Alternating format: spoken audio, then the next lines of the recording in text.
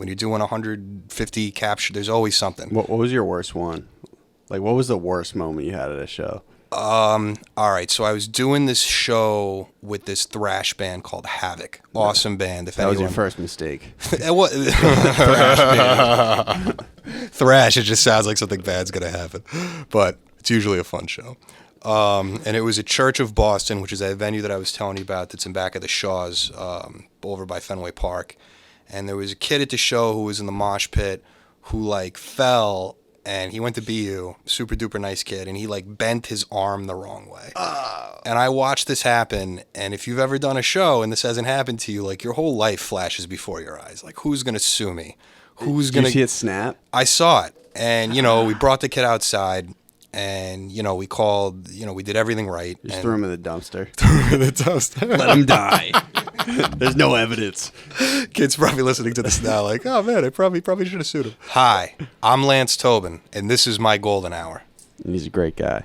Oh, God, what's going on? Where am I going?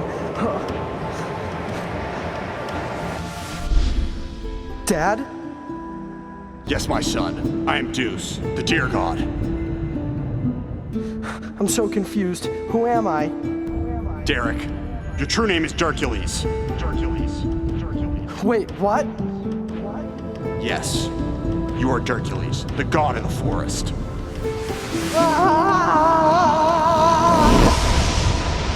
Season 5.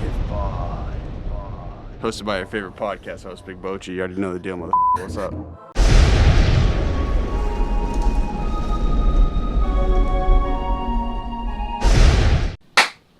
So the double clap signifies the start of an episode. And I've been telling everybody, as soon as I clap, I turn into a different human. Before we begin, let's address the two elephants in the room. Why don't you guys come up, say hi, introduce yourself. Hey. Okay, that's that's not how you introduce yourself. I hope they know me. We got Big Fresh and we got Aquaman in the building. And then to my right, I have an individual who's carrying Boston forward in terms of music and entertainment.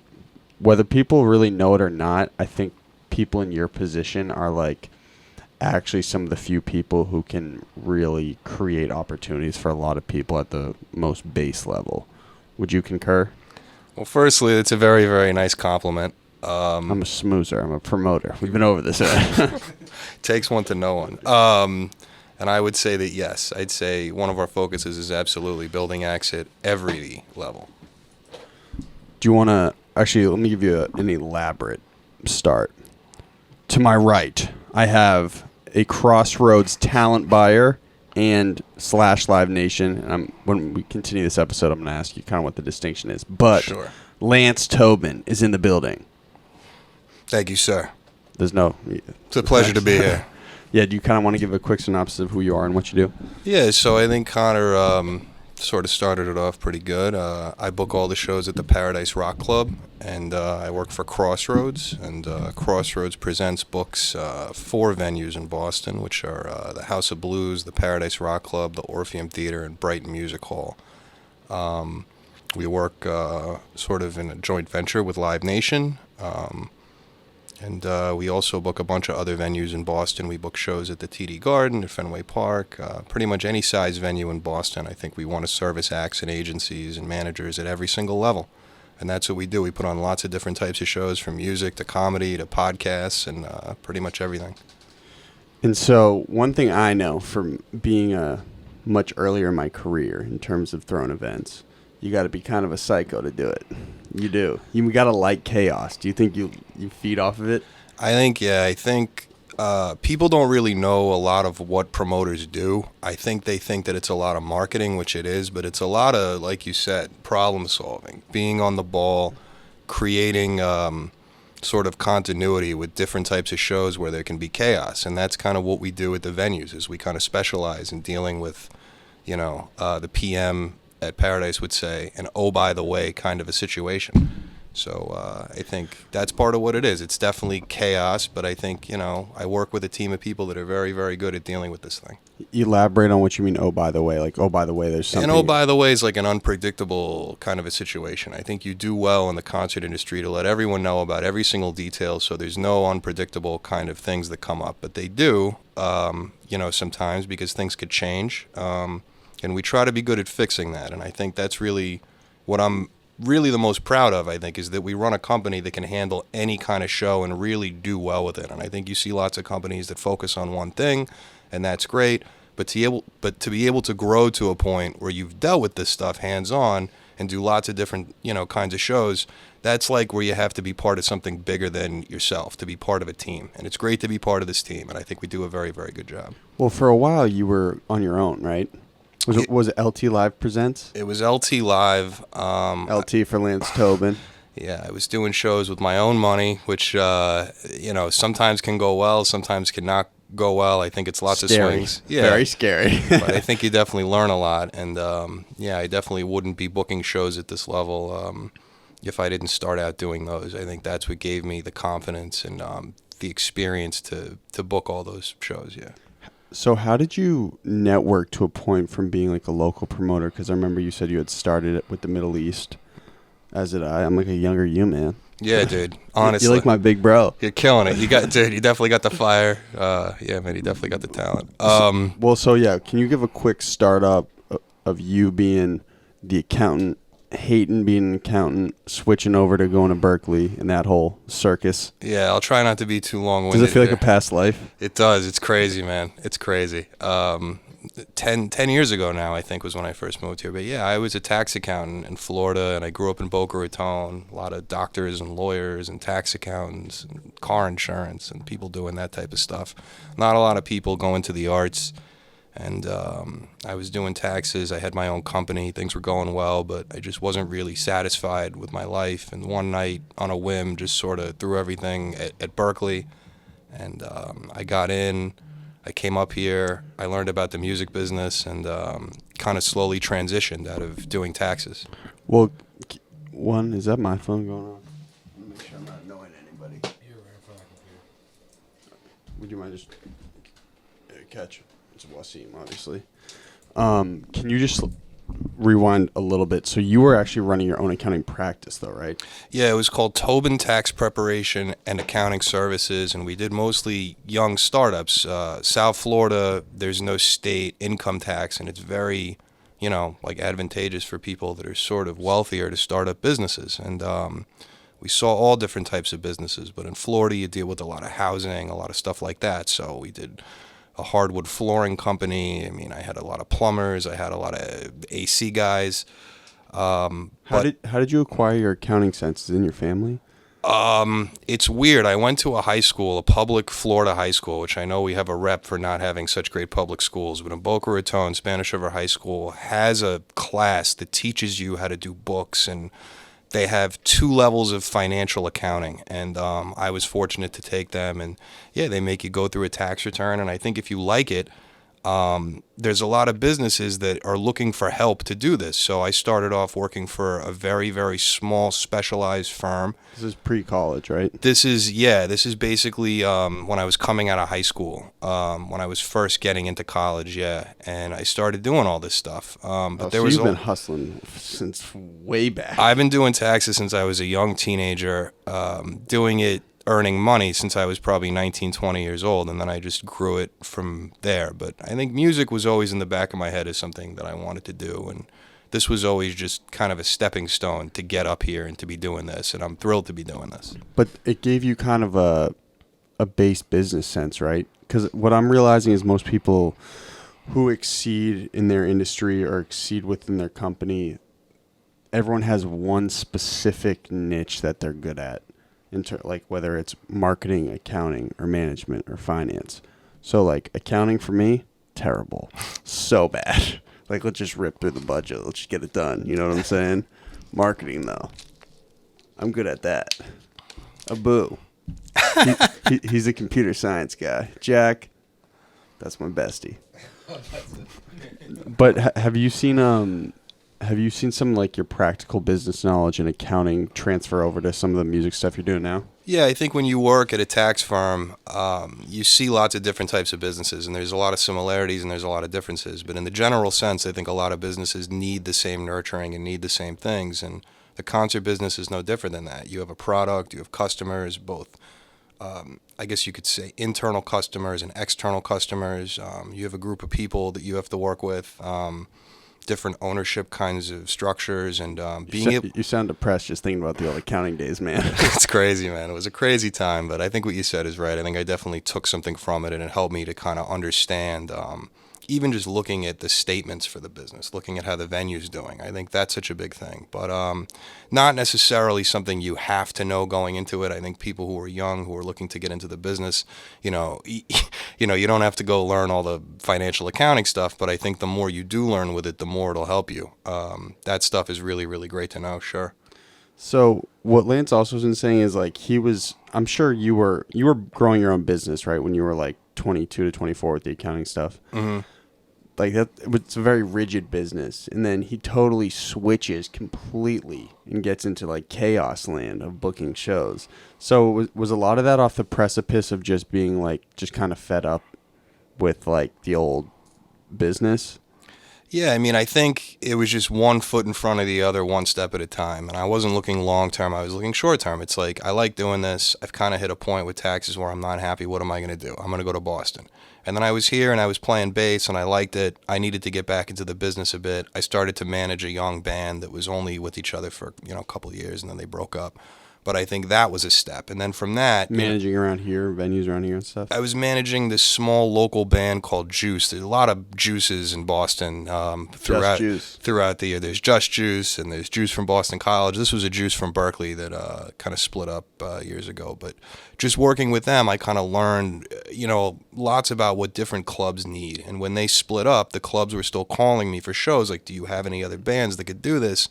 And that's sort of the birth of LT Live, where I had to put a name on it. I started to rent rooms. LLC'd it. I LLC'd it, sure. Nice. But that's sort of how it sort of came to form. I think it was one foot in front of the other. It was always conscious choices. But when you work a job where, you're not 100% happy, the main thing you're looking for when you step out of that job is to be happy with these next steps that you're taking. And it doesn't mean you're not going to put in the hard work. It just means you want to see the vision. And with concerts, you see the vision. I don't have to tell you. Every time you put on a show, you get that feeling. And if it goes wrong, you get a different kind of feeling, but you still get a feeling, and you learn from it. And I knew that was good. And I think I've been chasing that since the first day. And I'm fortunate that the shows are going well and they're getting bigger, but I still get that feeling. It definitely feels good to be here. It's a rush.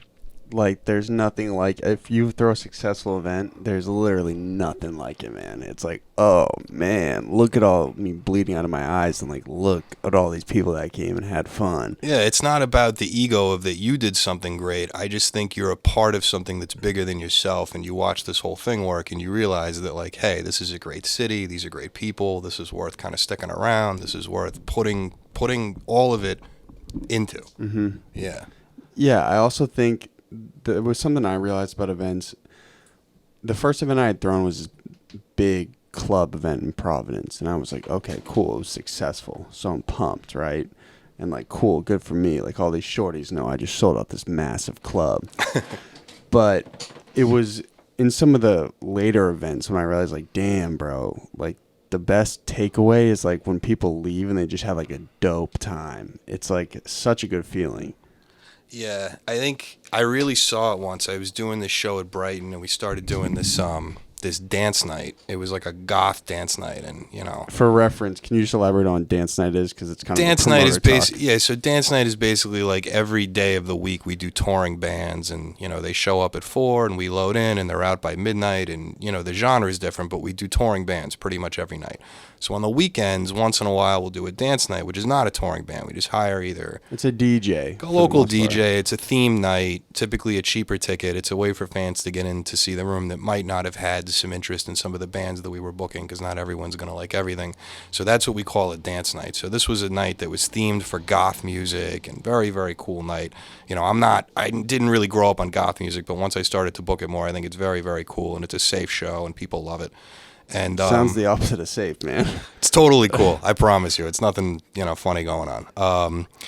But yeah, People weren't showing up in like Heelys and like. they look like they, like the Spikes on their Neo wrists. jacket, and well, they might wear some of that stuff. But they're the kindest, gentlest people that you'll ever meet. It's funny.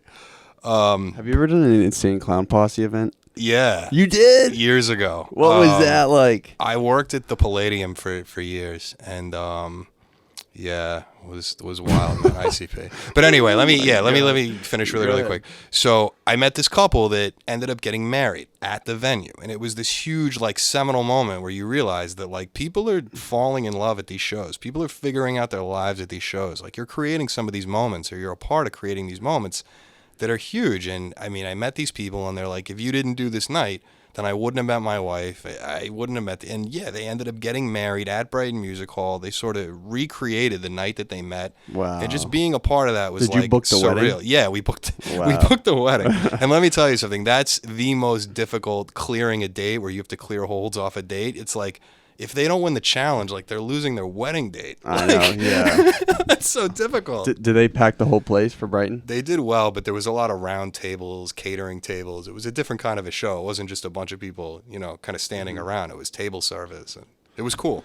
So is that fun for you, though, at this point? Like, you've booked so many traditional concerts. Is it fun getting a curveball in there? Like, oh, we could try to throw one of these events. We live for the curveball. We live for proof of concept. I have a team of people that think that they could do anything, and without having too much ego, we're very confident, and I think what we do, and I think people feed off of that book the actual bands with us. And yeah, I think when we get a curveball, like, people are starting to get into podcasts now, and that's not really like a production curveball, but it's fun to do, and it's fun to promo, and it's a challenge for us. And New lighting setup, too. You got to do something a little bit new with the house lights that you probably wouldn't do traditionally, right? Absolutely, and I think lighting comes in, sound comes in. We're all sort of learning something new. So I think as we grow, not just with the technology that's at the venue, but with the genres and the type of shows, like you said, that really teaches us something, and we're all here to learn. You don't want to just be a pro in your 20s and 30s, and then you're in the business for 40 or 50 years and you sort of know everything. It's a constant game of learning, of staying on top of stuff, and that's really how you know that you love it, that you want to dig in every year and be challenged and be in these uncomfortable situations. So for you, well, actually, let's do a little rewind. So you're doing LT Live, right? When you transitioned to becoming a central booker for Crossroads? So I worked for the Palladium sort of as an intern for about a year. And then I transitioned to Crossroads. I got the call, I think, in 2013. And my first day at Crossroads Live Nation was November 1st of 2013. I had worked at the Palladium for maybe a year and a half, maybe a couple of years, which was cool because that was my first foray into, like, a bigger company to work for. And I certainly... A bigger venue, too. Yeah. You were doing the Middle East, right? Yeah, I was renting the Middle East. I was renting different venues in Boston. I think it was a time when there were just a lot more venues in Boston, and there was a lot of venues to flesh out different, like, ideas with bands. But yeah, what was open back then? So you had the Western Front, not too far from here on Western Avenue. You had Church of Boston, which was walking distance from Berkeley. Now it's a restaurant on Kilmarnock Street, over there by Fenway. You had the All Asia. These are popular venues? Yeah. All Asia. These were popular venues. These were, like, every night of the week they had touring bands, or they had, like, local bands, and it was very, very cool. And I think that's where a lot of the magic happened. It was like this hub where everyone sort of met each other. And when you lose that, and you lose the practice spaces, and you start losing all that stuff, it's tough to find the context to meet the people that you need to run these things, these bands and these companies. So All Asia was open back then? All Asia was great. When I was playing bass in a band, I played there a bunch, but there was a bunch of clubs, man. But the All Asia was awesome, just because they would book, like, any band, and they're in every city. In the middle of Central. Yeah, you just need a venue like that. Like, every city needs a venue like that. Like, where can we figure out if this is going well or not? Have you checked out the Lily Pad in Inman yet? Oh, totally. Yeah, I did some shows there 2 years ago, and the guys upstairs. My guy Gil. Yeah, he was on the show. You remember Gil? He's a super good dude, but they're basically, like, upstairs, and they're like, you run this show. It's your show. You find a sound person, and you get in there and do it. He's like, tell them to stop bringing all the Hennessy and the blunts and leave them outside. So he's like, the rap shows, man, I swear. It's funny over there, man. But yeah, I think that's a great venue that's still going, that's maybe underutilized a bit by some of the college students. But there's still some great venues in Boston. But there was a time when it was just, I mean, Boston was riddled with venues, and it was a party, man.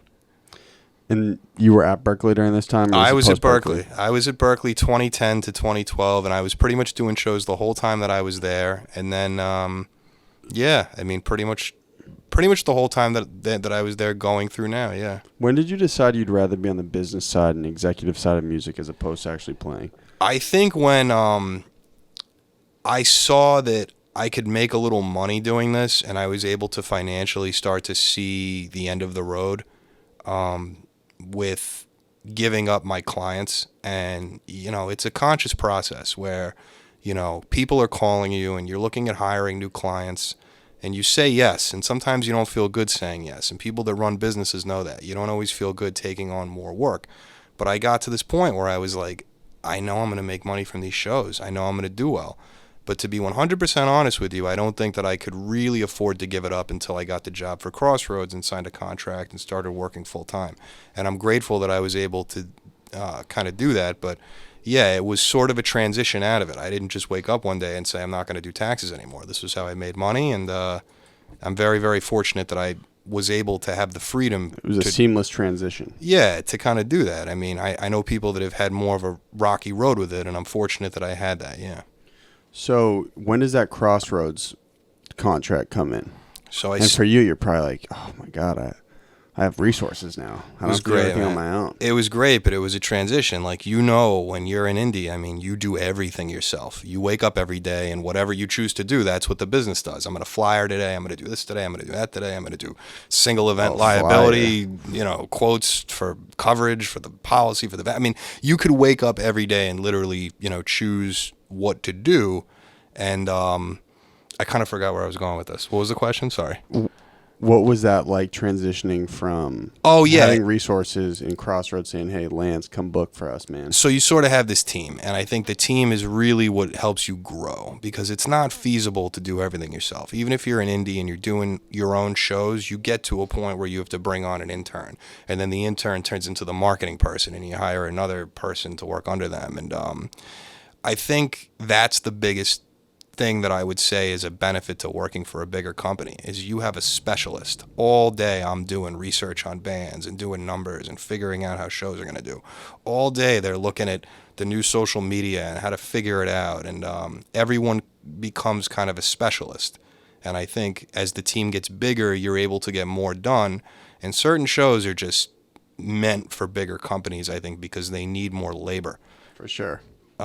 So I think that was really the biggest thing for me, was having that team, and you just start to feel good as you let those instincts go from being, you know, your own business where you do everything, and you start to trust people, and you start to give them the work, and they show you how good that they do, even better than you were doing it, and you're like, oh yeah, this is the right place to be.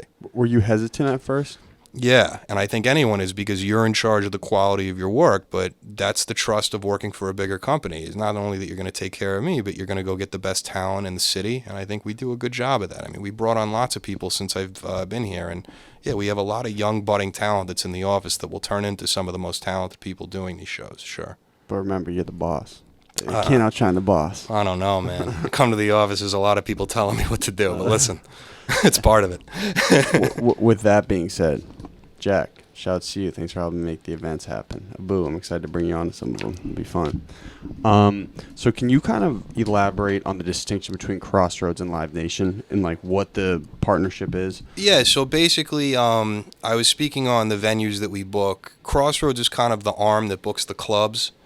There's a lot of different brands that are under Live Nation owns Crossroads. So it's sort of a joint venture where I guess they bought out my boss, Don Law's company. He did concerts in Boston, like, since the whole thing kind of started, really. If you ever want to look up how this whole thing got started, I mean, he was a kid at BU with a guy. He's the boss, man. He really is. He really is. And I think he got to a point where he wanted to sell, and ended up buying back the majority stake in those 4 venues.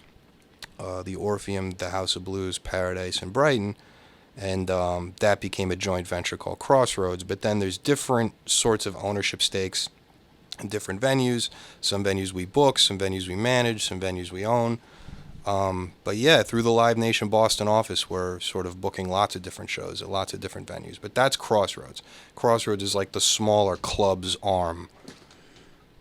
So you say smaller clubs, but the Paradise to someone on the independent level and to artists on the independent level out here is a massive deal. Yeah, totally. It's just, relative to the other venues. Relative to the big boys like the Blue Hills Pavilion. Yeah, which is like 5,000 people and the garden's big and, there's all these bigger venues.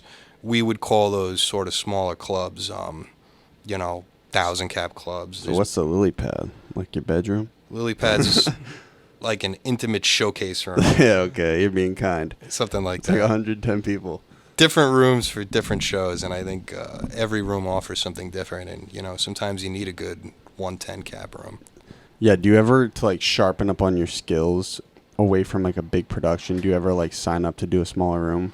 Like, hey, I'd like to set up like something small in this one. Well, don't you do the Somerville Theater sometimes? So we do that, yeah. I book all of our shows, not all the shows, but when we do book a show there, I book shows at the Berkeley Performance Center, at the Somerville Theater, at the Sanders Theater, at Harvard.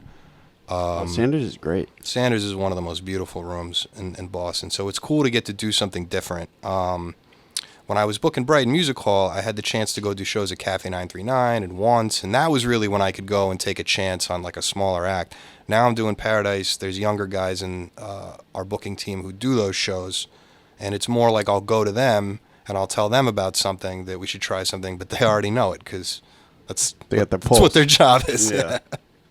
So, for you, do you still get the biggest rush out of selling a big show for the most part? Like, what's like the big rush for you? Because you're storied, like you're a veteran in what you're doing now. So, I guess the main reason we operate is to build bands or artists or whatever we're booking through the series of venues, and there's ones that we sort of identify that we think are going to be great. And when we find one early on that moves through the rooms, like Billie Eilish came in and played Paradise and, moved up. This is before she was huge. Yeah, it moved up pretty fast. I mean, Have you ever seen that Vogue interview with her? It was so captivating because she's young, right? Isn't she like 16, 17? She's very young. She's like 17, and they did like an interview when she was 16 and then an interview when she was 17, and she had like totally changed. Being on the road, I think, teaches you a lot, and I think she's hanging around with lots of people who are very good at their job, and she seems very bright, and I'm sure she's picking up from this. Plus, she grew up in a family where people have been in the business and have played, and Lance is looking to book another show. But yeah, I At think the same price that he paid the first time. I wish it's a lot more expensive than. I'm sure. But watching them, I think, move through the ranks is why we do what we do. I think that's when you get the biggest rush. It's not necessarily the size of the show, just knowing that, we don't have to give the show away because we don't have the next size room in the market. We don't have to give the show away because we don't have the smallest room in the market. We have the functionality to build bands, to build acts at every single level. And when every booker in my office gets to book the same act and we all get the feeling as a team, I know that sounds corny, it feels great. Go team. It really is an awesome feeling to know that most of the bookers in my office got to book Billy, and there's a few other artists like that where they've just sort of moved up from venue to venue to venue, and it's all of our venues, and you know that you're able to service the agent, the manager, the band, and they all say, hey, we love doing business with these guys. So, Live Nation is like, actually, this would be a good hashtag value question. So, a lot of Boston artists tune into the show, tune into the content we do, because we had initially started out with just Boston music. What does it, for you as a booker, a talent buyer is the correct term, right? No, it's totally, you could say either. I don't know, Lionel got me all messed up. Booking agent, talent buyer. I don't even. You put the shows on. Lionel's probably right. I probably listen to Lionel. Surf Mike. So, what does it take for a Boston artist for you to actually deem them as like, okay, we might give you a shot. This is legitimate, because it doesn't happen in the city anymore. Where like artists. Cousin Stiz was probably the last artist in Boston that actually had a substantial show at a bigger venue. or even selling out the Middle East downstairs as an artist? Well, to be fair, there's been a few. Palehound, pretty good band, sold some good shows here. Yeah, I don't mean to sound insensitive. I don't know a whole lot outside of hip hop in the city. No, totally, yeah. Ripe is playing 2 nights at the House of Blues. My friends from Berkeley, another band that we've sort of worked with. But I think, there's lots going on in Boston, and the fact that we're able to go into smaller rooms like Once Ballroom and things like that and rent them. Once is like 300 something tickets. They have a 100 cap room upstairs. We'll go in there and we'll take a chance. My friend Artie from Berkeley moved to Brooklyn and has a young budding comedy thing going on, and we reached out to her, and it might do 75 tickets. But in a 100 cap room, it's a great show. Once? Yeah, it's a great show. So my buddy Alex Pickert, who works for us and books all of our shows at that venue. Shout out to Alex. Alex is a great dude. He's doing a great job. Yeah, we sort of reached out to Artie and made that happen. So I think all we're looking for is we want to know that other people care about it. We want to know that there's a buzz there. It's not about necessarily what we think about your music. It's business. It's what other people do. You have to be selling other people, and you sort of have to be selling your fans. And I think a lot of artists, their goal is to sell a manager or to sell a booking agent or to sell me. But I think the main goal should always be getting fans. And there's bands that were mad they don't have a Facebook, or they don't have a, Instagram, or they don't have any presence. And of course, most bands need that. But there's some bands that just do their own thing and make it work their own way. And we're definitely going to give them a shot. So I don't think people should feel that Boston is a city where things can't happen for you. I like this. Keep going. People back in the day, I think, it was a different business. People book shows with telegrams and long-distance phone calls. Flyers. Yeah, I think people have to have faith in that. There's been a lot of good bands that have come out of Boston. And just in the last few years, it's great to see, Sydney Gish and Future Teens and Wunderbar. You heard of Sydney Gish? She's fantastic, She's man. just really indie hipster, but she performed at Boston Calling, I believe. She did, and she killed it. And I think there's something to be said for that I just think you have to do your thing and stay in your lane, and we'll always offer something that no other city offers, is that we have hundreds of thousands of people here that go to college and that are in transition from college and trying to find jobs, and they're all here sort of duking it out. So you have this perfect cross-section that the colleges kind of create for us of different nationalities. A crossroads. There it is. That's why he makes the big bucks. You got lots of different demos and lots of different people, and it's not just the people that are from Boston that are here. It's lots of different types of people that are in Boston, and they all like something different. And if you can't sell them here, it's tough to sell it anywhere because I think everybody's here. Yeah, that's a good point. There's an eclectic mix of different demographics in the city that like totally different music. Right. So, what type of steps do you think, like let's say a local band, let's say a local hip hop artist, for you looking down, like you're in the Crossroads office, you're like, all right, we might take a chance on someone like this. They have to have legitimized steps, correct? They have to start with a small venue, go sell at a bigger venue, and it's like, okay, we might be able to take a risk on someone like this because we can see them grinding. Yeah, that's what I would say. If people are listening to this that are younger artists, or whether you're young or not, and you're trying to make it, I think we're looking for the venue that's the logical next step. If you played a DIY venue that's 50 people and you play it every month and you kill it, let's try 75, let's try 80, let's try 100, let's try 150. And then once you sell that out, let's move. But sometimes it's gradual most times, or is it one venue to the next? It's gradual most times, but I think different genres have different patterns. If you're a pop act with radio, it's one single. Mm-hmm. If you're a country act, most country acts start out at like the House of Blues. It's different for different genres. I think metal, there's a lot of bands that might not even sell 1,000 tickets, but they're so consistent and they sell so much merch that they're able to do well. Different structures for different genres, different trajectories and timelines, yeah. Abu's a producer in the city. You got any questions? Not at the moment, no. There's a lot of good information. Am I providing hashtag value? Dude, you're doing a great job. Thanks, man. I'm trying. You're doing a great job. And that's a great shirt, by the way. Whoa. Can people see that? Oh, yeah, they got the cameras on. Yeah, it's great. We can't tell you till after, but we got one for you, man. Oh, man. I'm blushing now.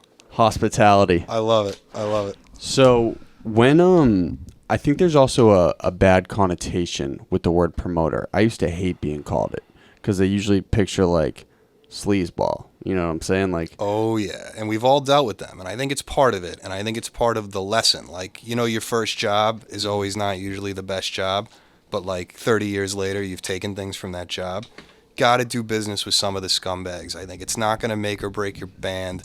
I think you learn these lessons. I'm not saying you should seek out doing business with these people, but when you have a bad night, you learn from the bad night. When you have a bad breakup, you learn from the breakup. Sometimes it takes being low to go high, and I think in Boston, yeah, there's still some of these guys. They're in every city. well, there are a lot of people who realize, wait, if I set this up and I pull all the pieces together, I could make like a couple $1,000 in a night. I could do that. That's possible. But there are tons of people who cut corners in this scene, and that's why I think there's a negative connotation with the word promoter. How does a young promoter, someone who wants to, get to a point where you're at, what logical steps do you think they should take? Like, what's like Lance Tobin's like 5 morals I think on being a classy promoter? Okay, I'll try to narrow this down, but I think the biggest thing is watch and learn from the feedback of the bands that are bigger in the city. Talk to them, even if they're not going to work with you because they already have their partnerships. See what they think about everyone. Keep your eyes and ears open and your mouth shut, and I think listen to the people that have been there. Because you can go take chances and work with someone that can really, really hurt you if you do the wrong thing. Yeah, so sorry to cut you off, but that's No, sure. that's one thing I think I've learned from meeting you recently and some of the stuff you do. Like, there are tons of politics behind this stuff. Like, you got to make sure everybody's happy, everyone likes everybody. Would you concur? Yeah, I think that's a big part of it, is promoting shows is making a party. And making a party is having good vibes. And everyone has to, at the very least, be willing to work with each other and feel good about it. And if there's bad vibes with working with people, sometimes you're better served to go with someone else. For sure. It translates into the value of the show.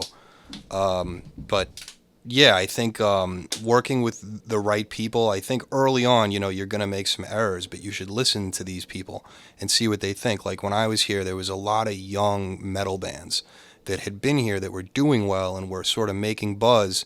And rather than going out and spending money and making my own errors, I watched from them. I learned from them what nights of the week that they were playing, what other bands they put on the bill, when and where they were playing shows and why. And you learn by doing, correct? Totally, yeah. I think, yeah, you have to watch and learn to a point, but then you have to go out and make those errors yourself. And no matter how hard you try, you're going to make them. But the errors are to be made at that level.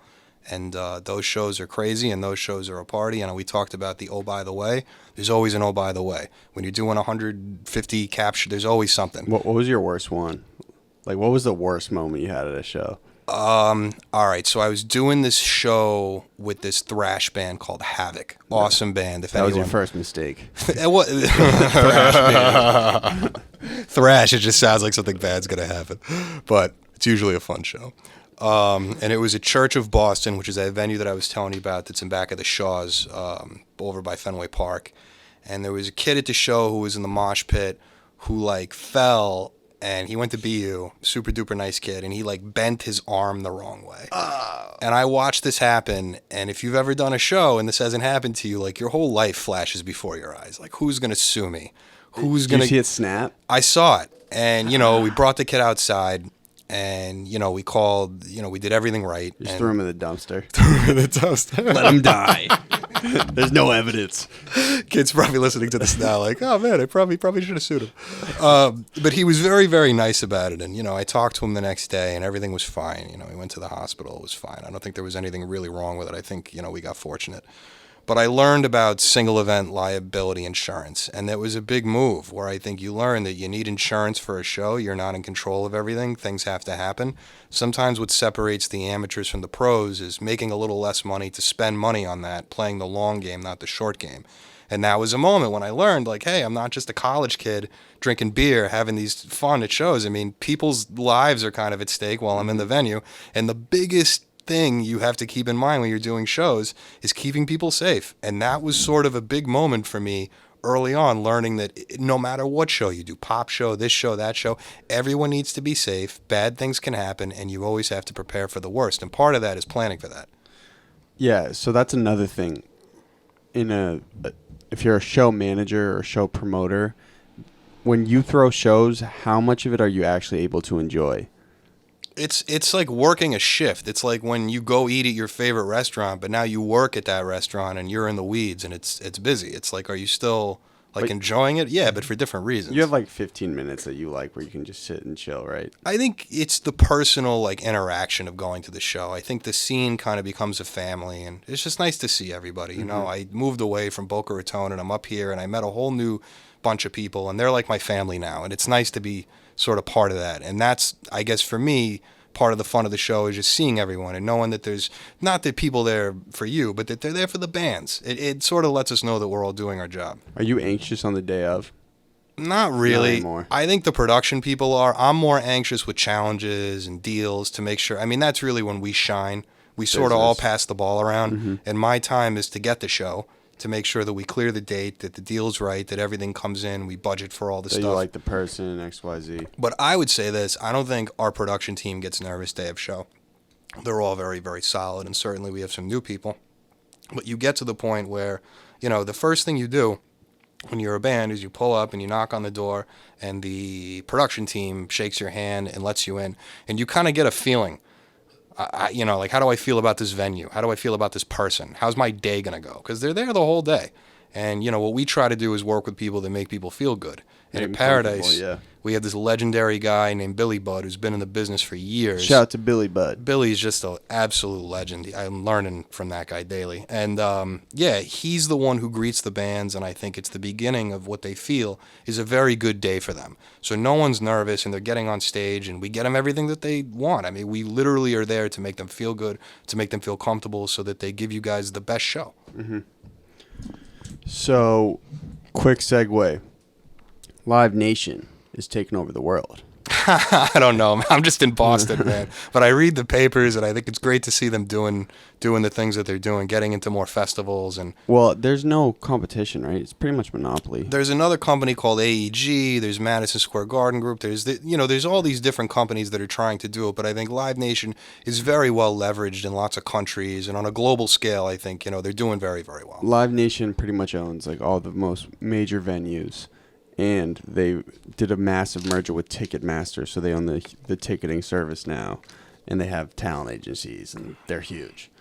So, bringing that back to Boston, Live Nation is also opening up a new venue, Fenway Theater, man. Yeah. Can you elaborate on that a little bit? There's not a lot that's come out publicly, and I urge people to definitely check out what's come out online. I think there's one rendering that's out where you really see that Fenway Triangle, where I think it's Lansdowne and Ipswich meet. I mean, dude, this thing's gonna be fat. It's just gonna look awesome, and I think that's gonna turn into concert. Is it 5,000 people? I think so. Yeah, I'm still like, that's batting at a much higher level. Are you booking for that? No, I'm nowhere near that. I'm working my way to get to a point where I could book shows at that level. You'll get there. I'm still very like a journeyman. But that's definitely something cool that we're adding. We're also going to open this other venue that's called Big Night Live. Yes, sir. So Big Night is.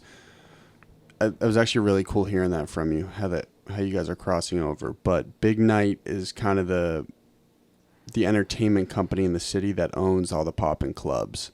And it's the Kane brothers and Randy Greenstein, correct? Yeah, they run the Grand, Scorpion Bar. The clubs in the Encore. Yeah, the Memoir, I think they just opened. So they're very good operators. And I think my favorite thing with them is, they add something a little different to Boston, where we all, grew up in these gritty clubs, which is great. And there's definitely bands for that. There's other bands that want a different setting and fans that want a different setting.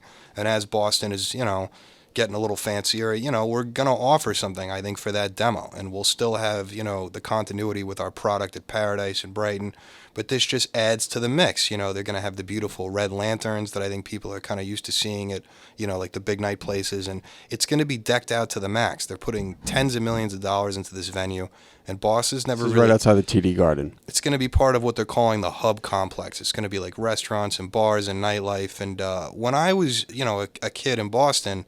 just in college, we would go downtown, but it was more of just these pubs that kind of drink at. Yeah, you go to the Harp, you stand outside, you go in the basement, you have a bunch of beers, you dance. Fake ID. It's still going to be that same vibe, but it's going to be, I think, a much higher end type of an area. Lance is being political. The new venue is going to be so immaculate. Yeah, and so it's going to be this huge ballroom, and for the most part, you're booking most of the acts going in there, right? Yeah, they're booking some of the DJs and some of the. You must have been pumped when you got this, man. Good for you. I was just excited to try something new. Like I said, just to keep learning and trying something new. And it's a different way for us to do shows where we're going to offer, like I said, more of a higher end product. And, it's going to provide a service to bands where I think, they'll see what their fans like and they'll see if this is more of a venue for them or if they're more for just a regular rock club. And there's no right answer. There's different strokes for different folks. And must be dope for you. It's like, oh, I got this brand new venue. Just excited to open it, man. And I'm happy that it's going to... When is it opening? We think November 1st, but Fresh. potentially soft opening with maybe some DJs a little before that. But fresh. Still kind of in the works. But yeah, just booking that has been really, really fun. You're married? You got a girlfriend? Got a girlfriend. Okay, yeah. Well, take her to the top of the hub after that thing opens. Oh, You're yeah, catching man. a big check that night. No, whoa. From your mouth to God's ears, man. Okay, cool. So you're opening that up. You're bringing in a lot of the acts.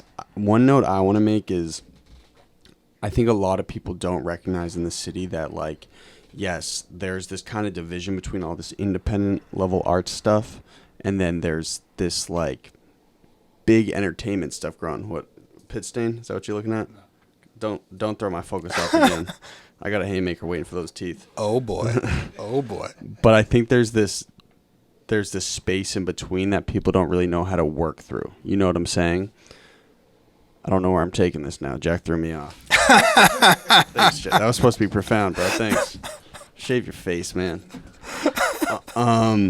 Sweating it here now. Well, I really like the fact that Boston has this, like, push in this frontier to bring in, like, really fresh level entertainment, like, on a grander scale.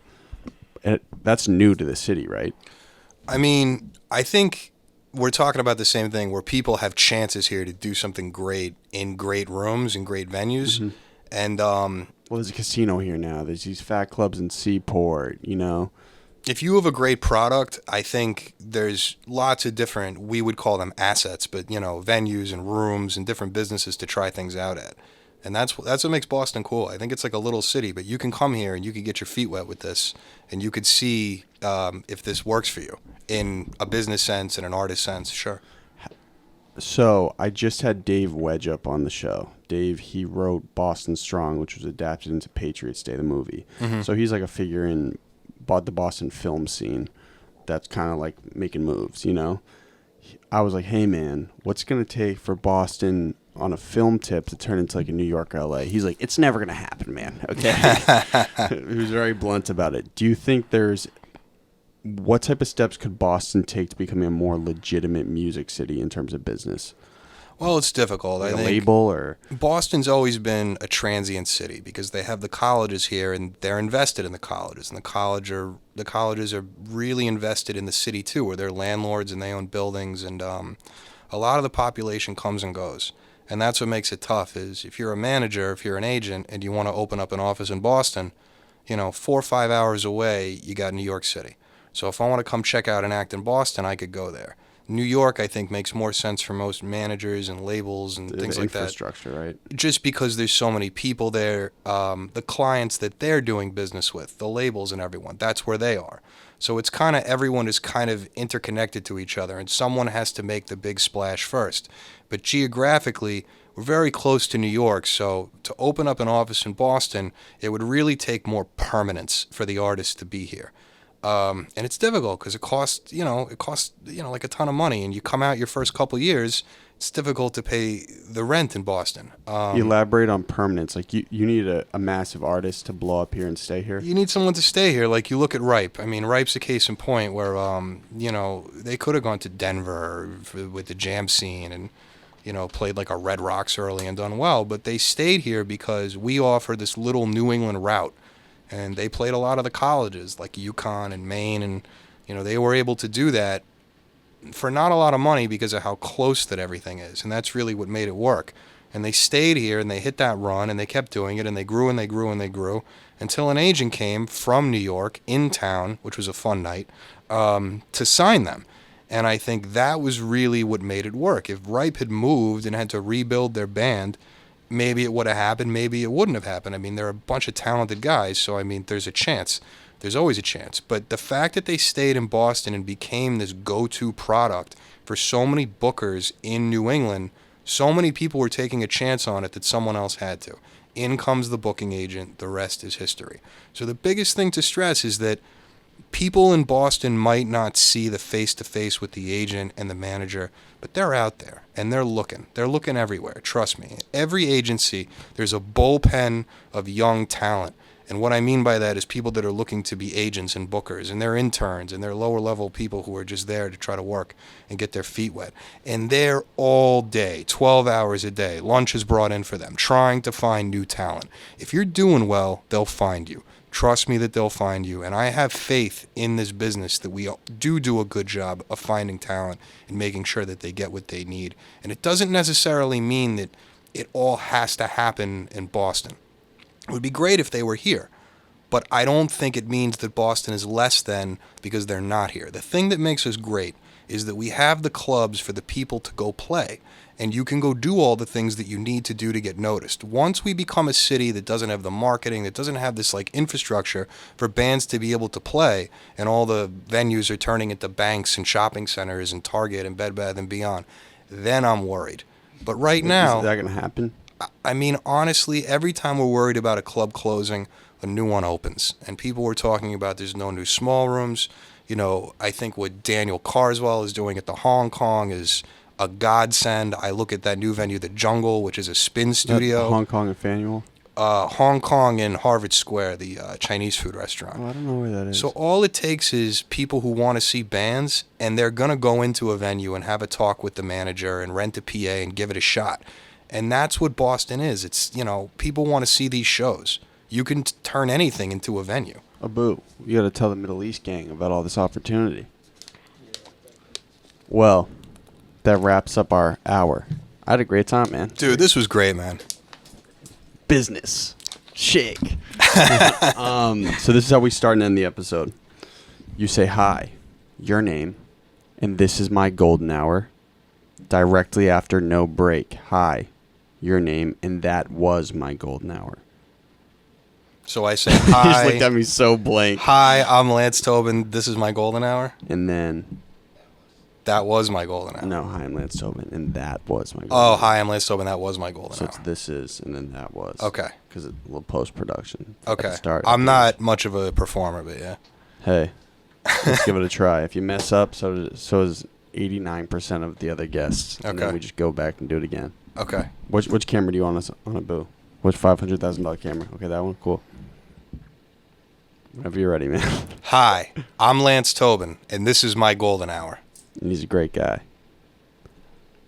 Hi, I'm Lance Tobin, and that was my golden hour. Perfectly executed. My guy. Thank you, man.